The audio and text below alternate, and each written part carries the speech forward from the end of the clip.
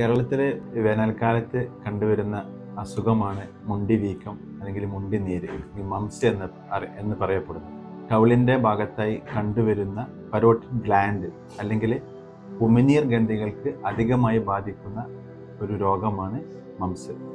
അതിൻ്റെ ലക്ഷണങ്ങൾ എന്ന് പറയുന്നത് അധികമായിട്ടുള്ള തലവേദന, പനി, ശരീര വേദനകൾ, വിശപ്പില്ലായ്മ, അതുകൂടാതെ ഉമിനീർ ഗ്രന്ഥിക്കുണ്ടാകുന്ന വീക്കം അതിൻ്റെ പ്രത്യേക അടയാളങ്ങളാണ്.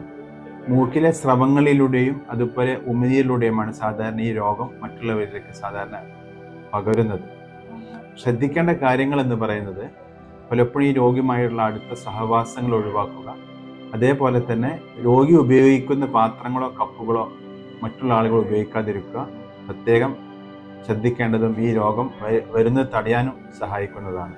സാധാരണ ഈ മംസ് അല്ലെങ്കിൽ മുണ്ടിനീര്, മുണ്ടിവീക്കം എന്ന് പറയുന്നത് 5 വയസ്സ് മുതൽ 15 വയസ്സ് വരെയുള്ള കുട്ടികൾക്കാണ് കണ്ടുവരാറുള്ളത്. ചികിത്സയുമായി ബന്ധപ്പെട്ട് പറയുകയാണെങ്കിൽ അകത്തേക്ക് സേവിക്കുന്ന കഷായങ്ങളും മരുന്നുകളൊക്കെ തന്നെ അതോടൊപ്പം അസുഖത്തിന് പ്രതിപാദിക്കുന്ന ലേപനങ്ങൾ അരച്ച്